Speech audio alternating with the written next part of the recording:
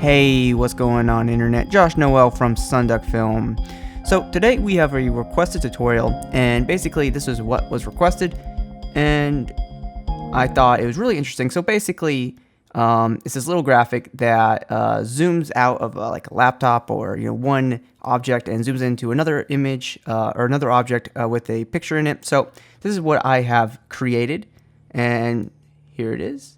So it kind of zooms out of a picture, and then it kind of zooms into another picture. So, and then of course the video rolls after it. So, a little bit of promotion for my other tutorials here. And please be sure to check out that custom distortion tutorials, a new concept that I'm running called quick tutorials. But anyway, let's go ahead and just get this thing started. So, all right, so to get started, here we are in After Effects, and I downloaded some of these elements from freepix.com. I think that's what it's called, but they'll be linked in the description. Be sure to download from them, of course, but you can download these project files in the description. And basically, here's our Illustrator file. And basically, I separated a couple elements and put them in its own layer. But so let's go ahead and import this. So what we'll do is drag this laptop scene into our After Effects project file. And basically, we can click on Composition and select Document Size and click OK. And like I said, basically, you can download this in the description, all these files. And I already have separated several of these files for you. And if you guys want to know how to separate files in Illustrator, you can go ahead and watch, this video that just popped up right here. But anyway, let's go ahead and let's get started. So the first thing we need to do is basically, let's go ahead and select this little vector icon. And basically, that will just keep everything like, all the pixels, perfect. So if we zoom in, everything will be clean and ready to go. But what we need to do is basically, this is a 2D image, and I want to go ahead and add like the laptop opening and closing. And, we really cannot do this with this laptop screen because this is not, this isn't ideal to work with. So what I'll do is I'll go to our, I guess it's under objects here. Let's go ahead and isolate this. I'll turn off the objects there. We can turn off the shadow, and let's see, we got layer 5. Okay, so I separated the screen automatically in Illustrator, so we don't need that, but let's keep that up for right now. What we can do is we can go to Layer, New, Solid, and I'm going to go ahead and select the color of this, outer edge, this white color here, and we'll call this one Laptop Screen Frame. All right, and then that's good. And then what we'll do is we'll go to our rounded rectangle tool, make sure that is selected, and let's go just right here to the center, and let's hold down Command on a Mac, and let's click and hold down Command on a Mac, and it'll draw out a perfect rectangle from the center, and that is Control on a PC. And let's see, let's get it so like right there. That should be fine. And then let's go ahead and let's maybe duplicate this layer. And then let's go ahead and go up to Layer, Solid Settings. And actually, hold on one second. Let's hide both of these layers. And then let's go back up to Layer, Solid Settings. And then let's go ahead and select like this gray color right here. So we have the exact pixels. And we can turn these layers back on. All right. And what we'll do is we'll hit MM on our keyboard to bring up the mask. And we'll select the mask one and go up to Edit, Duplicate. And we'll go ahead and set Mask 2 to subtract. And let me open that up. And then we'll go to the mask expansion, and we'll go ahead and set that to like the negative values. And then we'll reselect the layer, hit S on our keyboard to bring up scale, and then we'll go ahead and just drag this in just a little bit, maybe like 97, maybe 98%.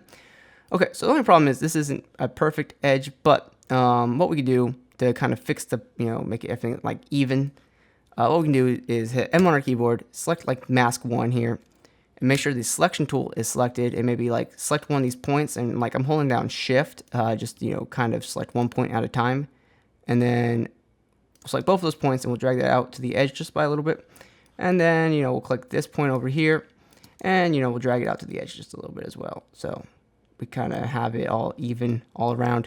But that's looking pretty good. And then I'm gonna go ahead and drag in this picture right here, and I can put it underneath our gray frame here, and I'll go ahead and scale this in.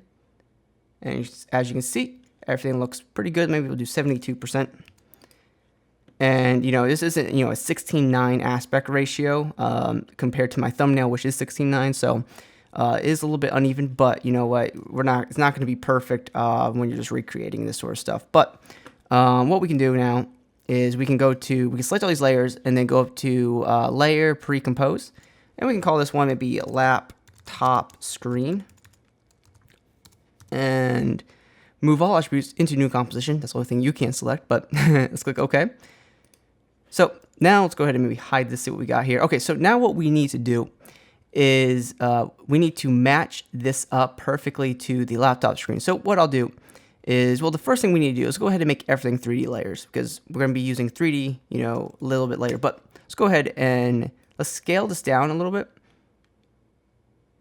All right, and then before I do anything else, let's go to the pan behind tool, and let's put the anchor point like right down like on the bottom there on the screen. Okay, because that's very important, guys. We need to make sure that is going to work out for us. So now what we'll do is we'll hit R on our keyboard for rotation, and we'll start rotating this out a little bit. Okay, and then maybe we'll do like, I don't know, 70%-ish, and then we'll go ahead and change the Y rotation to like -6%, and then let's go ahead and go to the selection tool up here, and let's go ahead and move this into place. All right, and then let's go ahead and continue to scale this down and get that right where it should be. And let's see, let's maybe rotate it some more. It's a little bit hard to do this, but it's just, you have to just be as precise as you can be. And just try to get that in position. It's probably not going to be exact because I didn't exactly recreate the same exact thing, but let's go ahead and just turn that off. And if you didn't separate these elements, if you didn't download this project file, or if you just downloaded the raw element, you can always just go to like the mask tool and just cut out the, the vector screen. But here we are. Let's go ahead and maybe scale this down a little bit more. Maybe 24%. And let's go ahead and maybe move this a little bit more. All right, and then let's go back to the rotation here, and let's maybe set this to like maybe 50%. All right, and then we need to go to the position here, and because it's starting to cut into our background. So what we could do is just like move this up in space a little bit, like -20, and then we got to continue to fix the rotation. So maybe I'll do like -7.5. Maybe we'll do like 9. -9. All right, and it doesn't have to be perfect, but it looks pretty good for now. So now the next thing we can do is maybe we'll turn this off, and we have a little bit of a shadow here, which adds us a little bit more depth to everything, but we don't want the shadow for this. So what we'll do is we'll go to our layers here and click on shadows, and then go to the pen tool, and we'll just cut this out real fast. So yeah, the shadows are pretty awesome. But for this case, it's not, so we're just going to cut it out and keep things simple for us. All right, and then go ahead and just drag out this mask all the way over here, and that will cut that out. So now we have some nice shadows, we have our laptop screen, and now the next thing we need to do is basically, let's see. All right, so now what we can do is kind of close this up, but what we need to do is create like the back end of the laptop. So what we can do now is create a new solid, and we can call this let's go ahead and select this color real fast, and we'll just call this, back laptop screen. All right, and then what we'll do is we'll lock all the layers, and we'll hide our new solid, and we'll go to the pen tool, and what we'll do is we'll go here. We'll zoom in, and we need to create basically the perfect mask around our, our base of our laptop here. And this will basically give us that sort of 3D feel when we close the laptop, and we'll see the back end of the laptop screen. So let's go here and just mask around like this entire laptop, and let's just keep moving forward. And let's close that up. All right.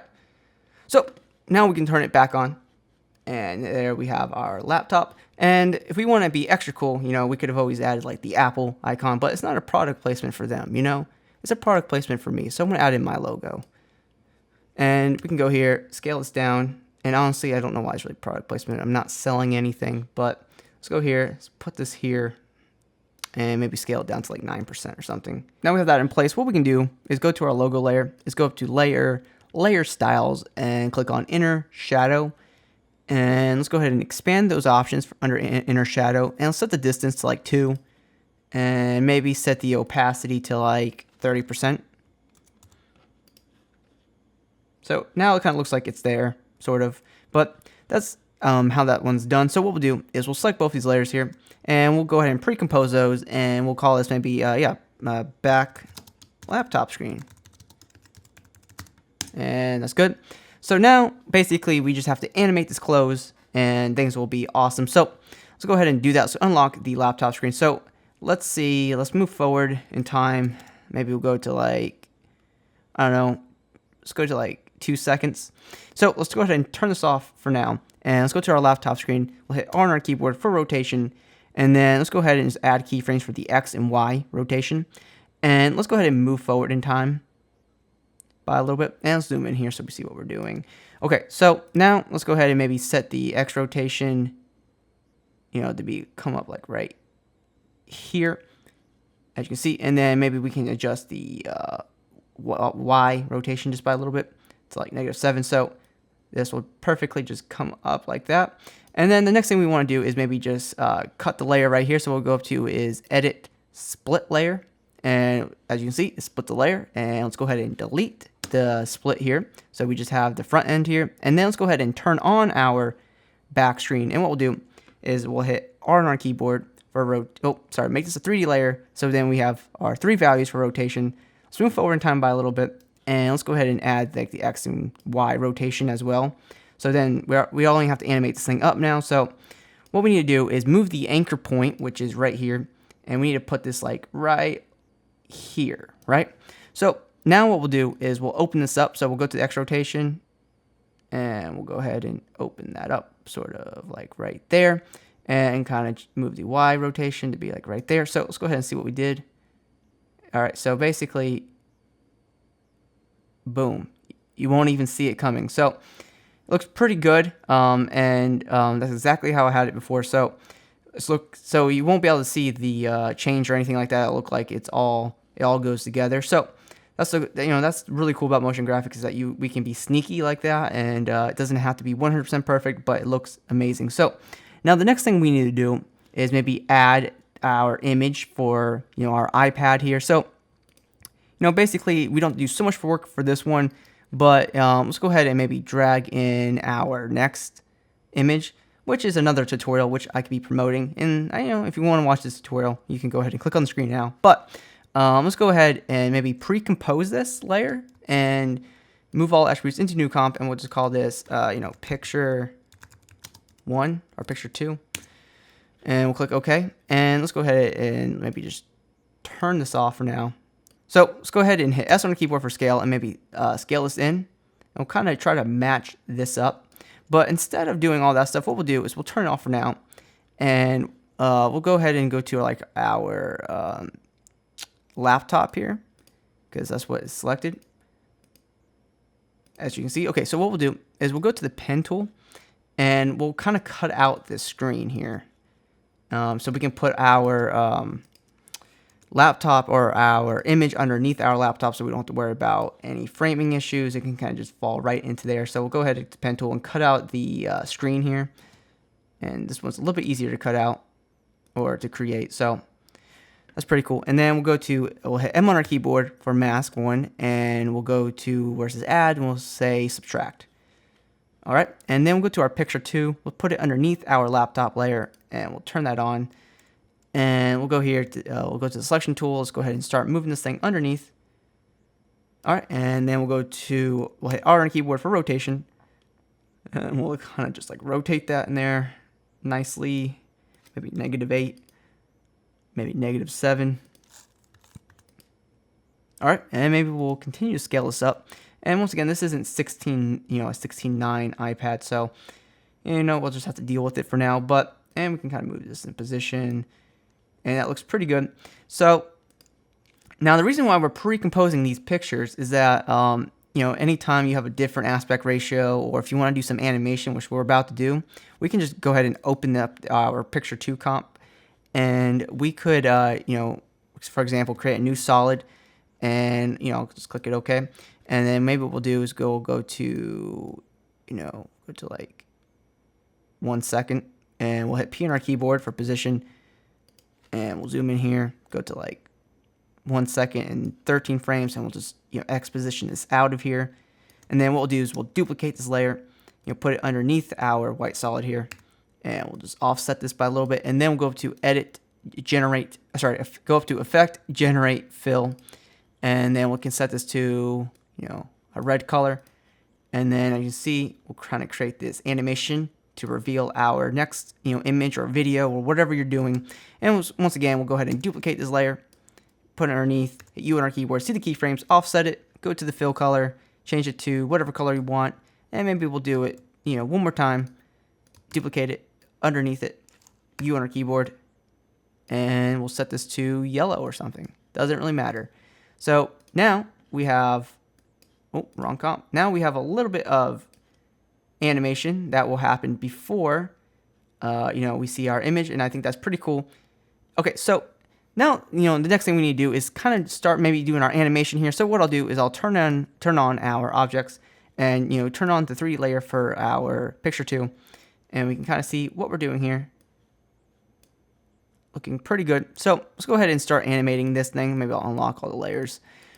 And maybe what we'll do is also maybe scale up the background, so we don't have any edge cutting or anything like that. So what we'll do now is we'll go up to Layer, New, Null Object. Okay, and now we need to parent everything to the null object. And we can call this null object camera.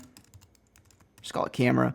I'm a fan of using null objects instead of cameras, just because I think null objects are just a little bit more simple, and they get the job done, at least from my point of view. Sometimes I use cameras, but in this case I'm going to use a null object. Let's go ahead and make that null object 3D, by the way, guys. Okay, so now we need to start creating our animation and do an awesome thing. So maybe, let's see, at like 1 second 15 frames, what we'll do is we'll hit P on our keyboard. You know what? We'll open up the transform properties. We'll click the stopwatch for position, scale, X, and Y rotation. And also let's go ahead and click the stopwatch for Z rotation, because you never know, we might want to use that. And then maybe we'll go ahead maybe to like, you know, 6 seconds, and we'll go ahead and add a keyframe for everything here. And then we'll go to the start here. You know, maybe we'll go to, let's see, well, maybe we'll go to 20 frames or something like that. Let me go ahead and maybe move this out just by a little bit. Okay, so let's go ahead and scale, you know, into this image by like a lot. And then let's go ahead and maybe move this up, position Y, and we'll come over here, position exit, so we can see what we're doing. And then there's one little thing I forgot to do here, and as you can see, we can see the back of our laptop cover, and that's a quick fix. I forgot to do that, so forgive me, guys. If we go to our back of our laptop screen, here, let's actually just open up the keyframes for the laptop screen here, and then let's go ahead and we want to cut this layer right here. Sorry about that. And now we'll take care of our laptop screen. I made a mistake there. So we take a look here. Perfect. So maybe we'll adjust maybe the Z rotation. And maybe we'll go ahead and scale a little bit more. And we'll go ahead and adjust the position. It's a little bit tough to get this accurate, but, you know, as close as you can get, you know, obviously the better. And we'll just continue to really mess with this, and then maybe we'll adjust the X rotation by a little bit so we can kind of flatten out the image. And please forgive me, that's all pixelated right now just because I'm just this is the adaptive resolution. I'm gonna zoom in here. Okay, so I think that's close enough. Obviously we could probably get a little bit closer, but I'm not gonna, you know, try so hard at this all day. But then, you know, obviously we zoom out here and the laptop closes. And then now we want to zoom into the iPad. So maybe I'll go to like 7 seconds-ish, maybe 7.5 seconds. And then we'll zoom into the iPad So we'll just go ahead, zoom in here. Maybe adjust the Y position and then also the X position. Maybe scale in a little bit more. It's always a little bit tough to get this correct, but you know, things are not supposed to be easy. And let's go ahead and maybe adjust the Z rotation a little bit. Boom, get that even up. Maybe scale in a little bit more. All right. So I'm going to be very brief of what you scale on to, but obviously this is not perfect, but for the sake of the tutorial, I'm just going to leave it at here. So what I would suggest is after you zoom into an image, have a new thing to look at. So it kind of looks like, it's like one shot to the next shot. Just so, because, it's going to be really hard to get this exact, but you can get it exact, of course. But as you see, we have all this. So what we need to do is maybe we'll make all these keyframes easy as keyframes. And by hitting F9 on our keyboard, easy A's. All right, so, we can always add a little animation here. Okay, so maybe what we can do is select both of the middle keyframes here. Maybe we can adjust the scale of this, so maybe we don't zoom out by so much like we just did. And then maybe we come over here, let's see, start off like this. And then, maybe we have a little bit of a position, scale here. Maybe we zoom out like this. Or we scale down like that, so zoom out, and then, we zoom in. So I think that looks pretty cool. So the next thing we can do, just so we can add some extra handles to this stuff, so we can like come from a current video and then go into another video. What we can do is basically I'll just go use my my thumbnail right here, and what we'll do is let me go ahead and maybe select all these layers and take them back a little bit, maybe go to like 15 frames. And let me go ahead and split this layer, delete it. Zoom in here, maybe I'll just give it a few more handles. And then what I'll do is I'll hit T on my keyboard for opacity, click the stopwatch, move forward in time, set it to 0%. So it'll kind of have like that little bit of a fade in. And let me open up the camera layer here. And one thing I need to do is, yes, adjust the keyframes here. And we'll start it at the start here. Like that. So maybe we will move them over a little bit more so we can have that animation already started. And sort of like that. So now the next thing we can do is go to our iPad over here. And we can go ahead and add, maybe some video, which I'll just copy from my demo comp. I'll paste it in here. And this is some video. And, maybe what'll just happen is we'll zoom in and it'll just go to like the next shot. Maybe we'll have this up for a little bit, and then it'll go right into the next shot, and it'll look like we just dived right into the iPad. And then of course the last thing we need to do is turn on motion blur for all of our layers and just enable motion blur for everything. And let's go ahead and take a quick preview of what we've created. So after a quick render, this is what we have, and the animation's a little bit slower compared to my demo, but no big deal. Overall, it looks excellent. So if you guys have any questions or requests for tutorials, please drop a comment down below or hit me up on my social media links in the description. And if this video has been helpful, please drop a like, it helps me out tremendously. And if you haven't already, please consider subscribing for more tutorials in After Effects and filmmaking techniques. And guys, thank you so much for watching this video, and hopefully I'll see you soon.